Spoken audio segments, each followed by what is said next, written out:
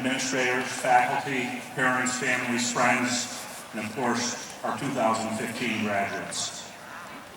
Most of our graduates here this evening were likely born in 1997. The news that year spoke of Princess Diana's death. British rule over Hong Kong was over. Mother Teresa died. Dolly, the first genetically engineered and cloned sheep, was born. And President Clinton banned federal funding on human cloning that year.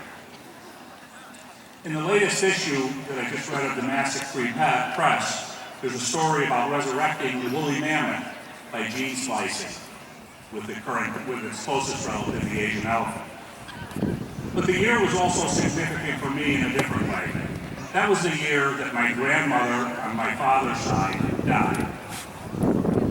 She died at the age of 104, which means she was born in 1893.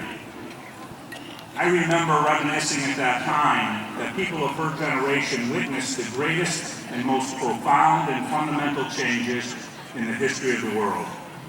She likely lived far into her teens and maybe adulthood without indoor plumbing or electricity. She probably saw automobiles, but didn't ride one until much older. The next thing she saw was probably telephone, maybe then radio, then refrigeration, and finally TV. Personal computing was in its infancy. Fundamental change in the course of human history occurs very infrequently. And all of the things that I just spoke of are fundamental changes. We talk about change as if it happens every day, but it doesn't.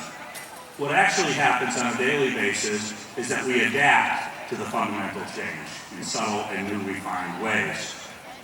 For example, if you take the automobile, we're still using the internal combustion engine.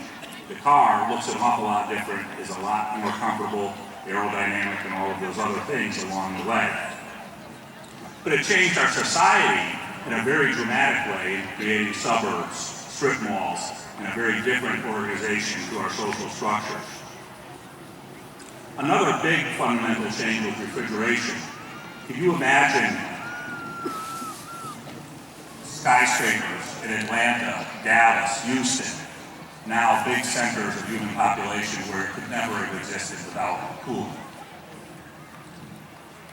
In the past 18 years, I've come to realize that her generation did not see the amount of change that your generation will. I believe that you are going to see the most dramatic changes in your lifetimes. The thing that will have the most impact on our future is technology and the internet and all that it has spawned and will spawn in the future.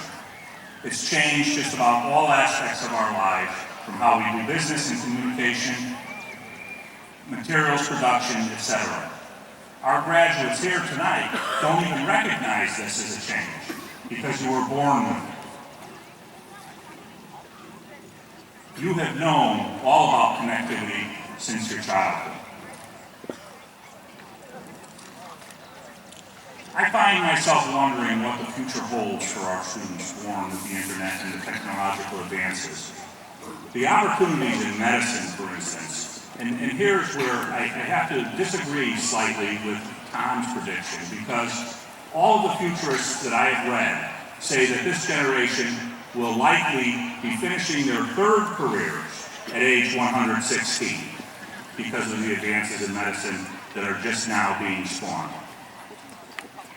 Exploration of space, materials development, and other fields are all on the verge of exponential explosion. How many more adaptations and applications will occur, and what will we need to know and do in order to live and work in this new world? I draw on history to advise you of the future. Our American culture is one of innovation, creativity, and flexibility.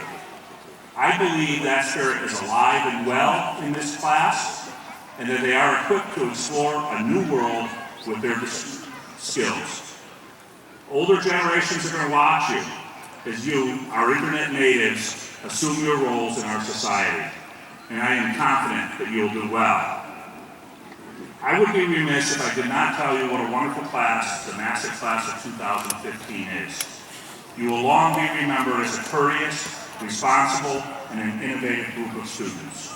I wish all of you success and a wonderful, well-deserved summer vacation. Don't wish it away because you're going off to a new adventure. Chairman Lane, the students seated before us have fulfilled all of the requirements established by the Monroe Board of Education and the state of Connecticut to receive their Massac High School diplomas. I present to you the Massac class of 2015.